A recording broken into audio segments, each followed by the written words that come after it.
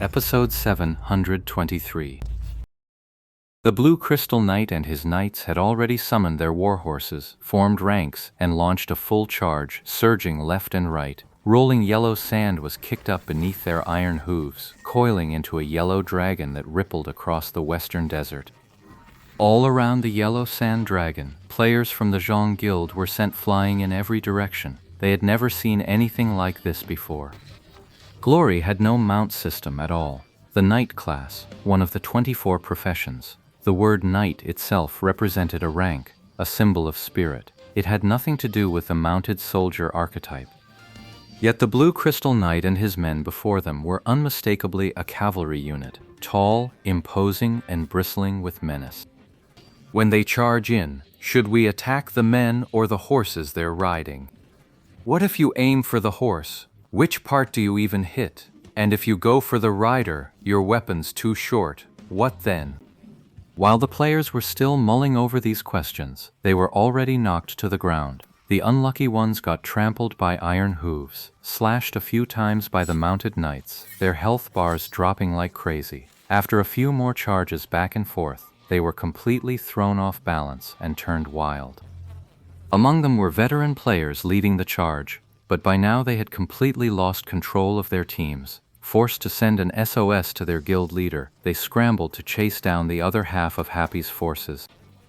This half of the group was utterly baffled by the summons. They simply couldn't wrap their heads around the fact that the half they'd left behind had been cut down by the boss. But the moment they turned around and engaged, they were all gone in an instant. What kind of scene is this? How are you supposed to handle it? What do you do when the enemy is on horseback and you can't reach them? And what if hitting the horse doesn't even work? I'm down. A horse just trampled me. Where did that sword come from? I'm dead. Corpses littered the field. That phrase fit the scene perfectly. Just how powerful was a wild boss's attack? For those cloth-wearers with paper-thin HP, there were plenty of skills that could one-shot them. The knights under the Blue Crystal Knight's command, while not as formidable as a boss, were far from ordinary elite monsters. A single casual strike from any of them was enough to make any player wince in pain. The guild leaders in the group chat had already lost their composure. They knew the Blue Crystal Knight's strength all too well, and after careful consideration, they realized their so-called human wave tactics were no match for him. No matter how many waves of cannon fodder you throw at a boss, without a real strategy, they're just meat for the grinder. It can chew through an entire guild and still come out hopping mad. How could reinforcements arrive in time? Anyone from the guild besides their core elites would just be walking into a death trap. The guild leaders' faces went pale as the realization slowly dawned on them. Just what Lord Grimm had been planning all along. They used elites to draw away elites, leaving a sea of players to face the boss. Their sea of players was utterly powerless against it. So what about Happy's sea of players? If our people can't handle it, then Happy's are just walking to their deaths. Shay Qianzi raised that objection, but someone immediately spoke up against it. No, it's different. How is it different? The command structure is different. One sentence, and everyone fell silent. The difference in command was just night and day. Their commander was top tier across the entire glory scene, and theirs, they couldn't even bring themselves to make the comparison. Across the western wasteland, players from the 13 guilds lay dead or wounded, scattering in disarray across the map. And it still wasn't over. The Blue Crystal Knight was leading his knights in a relentless pursuit, and with their mounts they caught every single target without fail. Just then, the Happy Guild had gathered their forces. Their legion marched up from behind the dunes in perfect formation. Happy's formation was orderly. The moment they emerged from behind the dunes, they ran straight into the players from the various club guilds who were fleeing for their lives. Those players took one look at the lineup and had no idea which way to run. In just 1 second, they were cut down by the Blue Crystal Knights charging from behind. The Blue Crystal Knights' aggro was already in chaos by then. They were on the offensive now, not just reacting.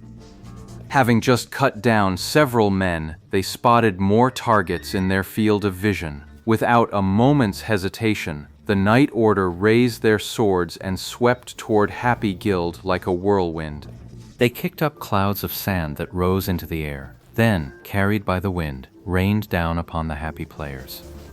Still, it was more for show than anything else. It didn't actually deal any real damage. Mage Squad. Yishu sent the message, but it was in the guild channel. He mobilized the entire guild, naturally just using the guild channel to command the battle. At the mage's call, every single mage in every squad and every group raised their staves high. The gems set into the staff heads caught the desert sun, blazing with a riot of color. Ice Wall. Timing it perfectly, Yi Shu gave the order. All the mages, as if they'd been waiting for this exact moment, immediately began their incantations. Arcane energy surged through every staff, and then, bang, clatter, crash, the sounds rang out in rapid succession. In just a second or two, nearly 100 ice walls rose in layered peaks across the desert, blocking the path ahead of the Blue Crystal Knights. A thunderous crash rang out immediately.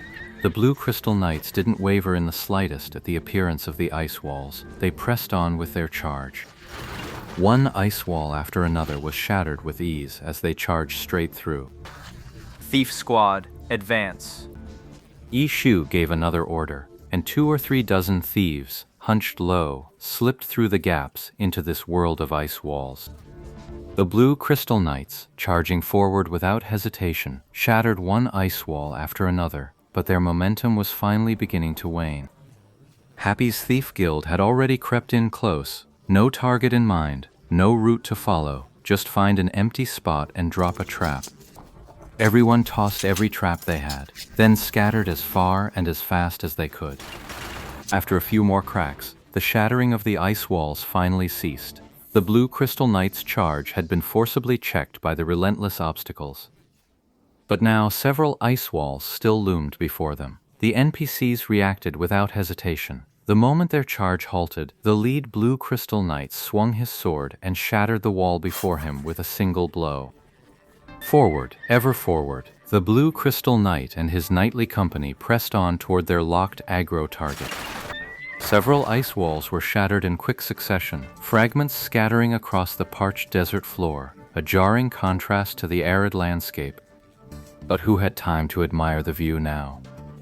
The ice wall shattered, the Blue Crystal Knight's sword light was already reflecting off the faces of the crowd.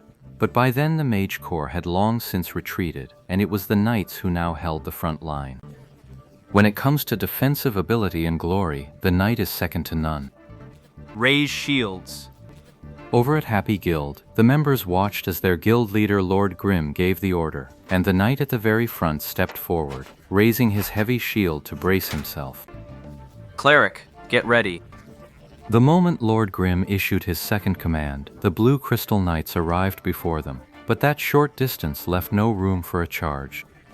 The Blue Crystal Knights simply jogged over, then swung their swords down. The clash of heavy metal rang out without pause.